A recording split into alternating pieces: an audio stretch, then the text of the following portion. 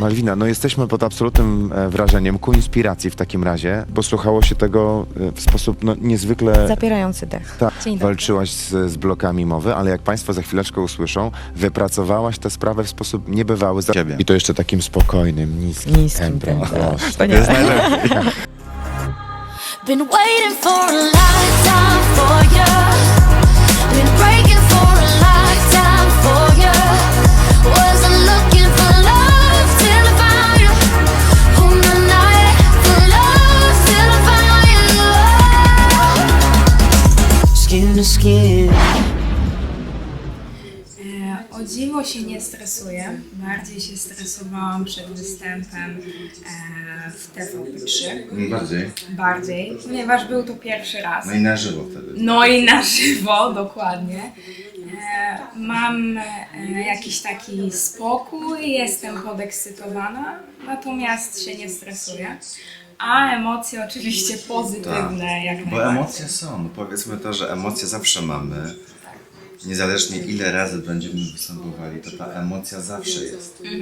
To jest troszkę tremy, troszkę ciekawości, jakie będą pytania, jak się to wszystko potoczy, ale wiemy jedno. Będzie nowa mowa. Będzie nowa mowa, dokładnie. Będzie spokój Tak. i będzie płynna mowa. Oglądajcie koniecznie za chwilę. Tak. A my w sumie za chwilę wchodzimy na wizję już. Za parę minut już. Za parę minut, dokładnie. Okej, pa! się pewnym problemem.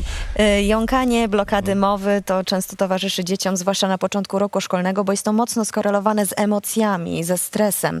Jak sobie z tym poradzić i jak wypracować o tym właśnie z naszymi gośćmi. Tym bardziej, że czas COVID-u w tym nie pomógł. Dzień dobry, witamy serdecznie. Malwina Osowska jest z nami, uczennica pierwszej klasy liceum. Długo Dzień dobry. walczyłaś z blokami mowy, ale jak Państwo za chwileczkę usłyszą, wypracowałaś tę sprawę w sposób niebywały. Zaraz powiesz jak. Jest z nami także Dawid Tomaszewski, pedagog, logopeda. Dzień dobry. Dzień dobry Państwu. Malwina, zaczniemy od ciebie. Od urodzenia, od tych najmłodszych klas już czułaś, że coś jest nie do końca tak, że jest pewien kłopot? Zaczęłam się zacinać w wieku 6 lat, ale na początku były to delikatne zacięcia oraz jąkanie. Z wiekiem zaczęło się to przeradzać w blokady mowy, czyli miałam takie sytuacje, że nie mogłam kompletnie nic powiedzieć. Wow. Więc był to dosyć długi okres czasu. Nie mogłaś w ogóle niczego zwerbalizować? W ogóle. Chciałaś, ale aparat mowy nie pozwalał. Tak. Dodatkowo chodziłam jeszcze do logopedów, psychologów, ale to nic nie pomagało. A co pomogło? Pomogła Nowa Mowa, ponieważ mój tata znalazł stronę internetową Nowej Mowy i od razu zobaczyliśmy filmik kursanta, który na samym początku filmiku mówi z blokadami mowy, a potem jest przejście podczas treningu, jak mówi nową mową. Zrobiło to na mnie piorunujące wrażenie, ponieważ ja zawsze chciałam tak mówić. Czyli tak jak na samym początku powiedzieliśmy, tego się nie da wyleczyć, tylko można to wypracować poprzez ćwiczenia. Właśnie i to jest powszechne takie ujęcie jeszcze niestety, ale niepoprawne i trochę przestarzałe, że jest to choroba często nieuleczalna, dożywotnia. Mówi się pogódź się z tym, trudno, świat pisze o tym, nie można nic zrobić. Otóż trzeba to wypracować, wyćwiczyć i nauczyć się płynnej mowy od nowa, bo ta stara z jąkaniem i z blokami to jest po prostu silny nawyk. A nawyki się nie leczy, a zamienia innymi nawykami. Oczywiście. A czy problem teraz jest większy po pandemii? Czy dzieciaki wracając do szkoły odczuwają większy stres, co właśnie przekłada się chociażby na jąkanie? Niestety początek roku szkolnego teraz pokazał, że problem z mową właściwie się eskaluje coraz bardziej i bardziej. Przez tyle miesięcy izolacji, niemówienia, lekcji online, które też raczej nie pomagały, żeby się wykazać w mowie, poziom komunikacji spada i teraz dochodzi do momentu, kiedy wracamy do szkoły, dzieci wracają do szkoły.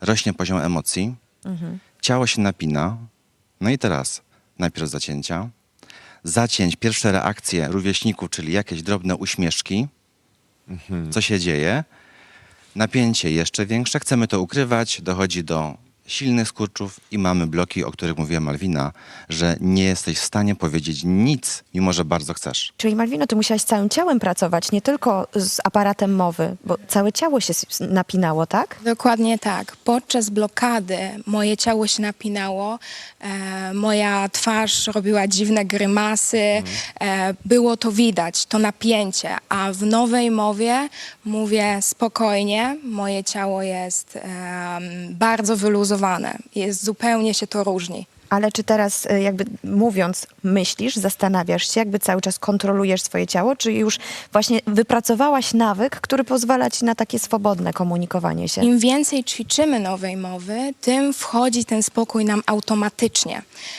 Więc oczywiście musimy o nim pamiętać, natomiast myślę, że to jest już bardziej tak automatycznie we mnie. Panie Dawidzie, czyli te pierwsze symptomy są dla nas jasne i nie możemy my jako rodzice ich w żaden sposób lekceważyć, bo to może tylko i wyłącznie eskalować. Co jako mama, jako tata powinniśmy zrobić? Czy w pierwszej kolejności od razu idziemy do logopedy, czy być może możemy w domu popracować na jakichś prostych modelach, prostych ćwiczeniach sami? Właśnie i przede wszystkim nowe pojęcie, emocjonalne bloki mowy, a nie zaburzenia wymowy. Bo jeśli skierujemy dziecko do logopedy, który na przykład stwierdzi podczas diagnozy, że ktoś miał blok na przykład na P, bo ma na przykład na imię Paweł, i logopeda zaleci, no to skoro masz kłopot na głoskę P, to teraz powtarzaj ćwiczenia, na przykład pani Pelagia podlewa pelargonię, nie tędy droga. Zespół emocjonalnych bloków mowy waha się falowo, czyli raz mówisz płynnie, raz się blokujesz, raz się zacinasz. Więc dobrze poczytać w ogóle, czy te wszystkie symptomy, jak właśnie falowość występuje, że raz mówi dobrze, raz nie, że w niektórych sytuacjach mówi lepiej, w niektórych gorzej, czy to się zawiera w tym całym zespole emocjonalnych bloków mowy. Wtedy nie idziemy do logopedy, ale do specjalistów, którzy zajmują się tematem emocji w mowie. I tam najczęściej są ćwiczenia właśnie na początku. Relaksacja ciała u małych dzieci i praca nad tempem mowy rodzica. U malutkich dzieci przedszkolnych to rodzic staje się prywatnym trenerem, czyli trener tak jak ja uczy rodzica, jak powinno się, w jaki sposób powinno się mówić do dziecka.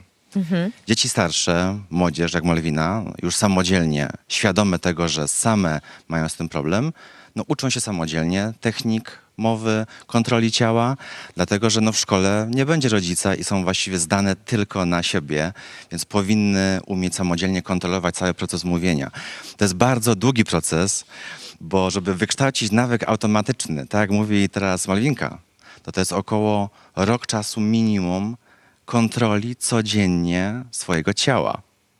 Niesamowite. I teraz kiedy to można zadanie. przeżyć? No i wtedy tu widać, jak dziecko cierpiało. Skoro jest w stanie tak intensywnie trenować, to widzimy, jak bardzo bolało go to, co się działo w szkole, że nie miało udowodnić swojej wiedzy i tak dalej. Pewnie, wykluczenie z grupy rówieśniczej, no Oczywiście, to że kluczowa sprawa. tak. Koledzy, koleżanki, nagle jestem outsiderem, jestem wykluczony. mowa? Tak, a robi się nauczyciele problem. często też nie rozumieją Do tego nauczyciele, problemu, tak, masz mówiąc, rację, oczywiście. zdolny, ale leń. To się najczęściej. przyczynia, albo na przykład widziałam cię na przerwie, jak mówisz płynnie, a co teraz udajesz w klasie? No to wcale nie udaje. On Tak. po prostu jest w takich emocjach, że nie jest w stanie powiedzieć na przykład, ile jest 2 razy 2.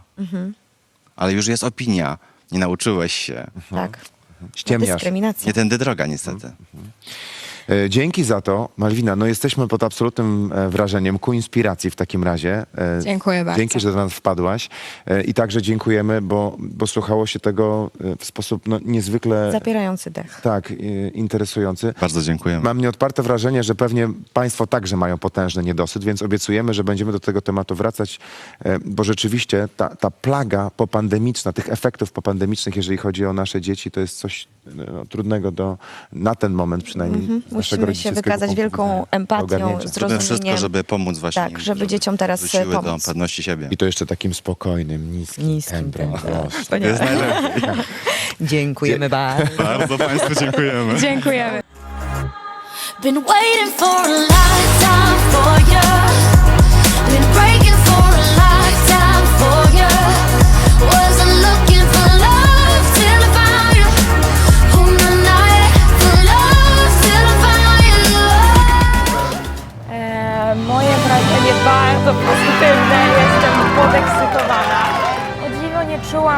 takiego wielkiego stresu jak w poprzednich występach.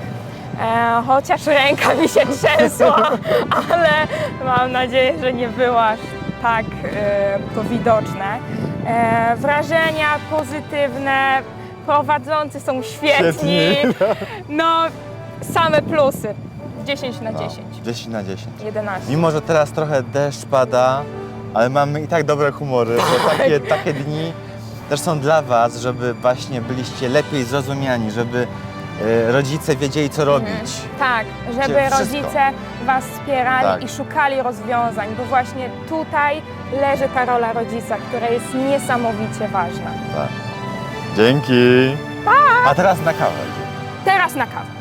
Jak słyszycie, mamy ciągle niedosyt mowy, mimo żeśmy przed programem już rozmawiali, oczywiście na antenie, to jeszcze idziemy po antenie rozmawiać, bo jest taki cały czas, człowiek by chciał mówić i mówić i to sprawia taką radość, niezależnie kto ile lat mówi nową mową, to po prostu chce się mówić, bo mówienie jest fajne, mówienie daje przyjemność, tak?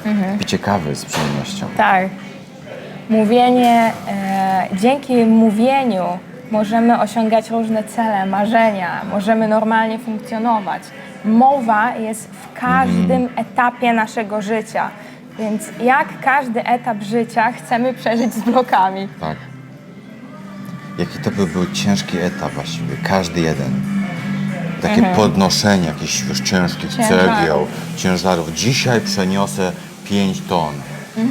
Teraz myślisz, ale jutro znowu będę przenosił 5 ton. Tak. Tak całe życie. Dodatkowo ta nieprzewidywalność. Nie wiemy, kiedy blok się pojawi, a kiedy nie. A my lubimy, jak coś jest przewidywalne. Tak, tak. My nie lubimy, jak czegoś nie wiadomo, jak coś jest niepewne. No bo to właśnie jest najgorsze w ESBS-ie, że my nie wiemy teraz, co się stanie za parę minut. Wiesz? Dokładnie tak. Więc walczymy, ile możemy. Zawsze, w każdej sytuacji. Dzięki, że dzisiaj byliście z nami. Oczywiście pijcie dobrą kawę i świętujcie każdy sukces związany z mową. Nawet jeśli nie macie nowej mowy, a wam jakaś sytuacja wyszła, też świętujcie ją.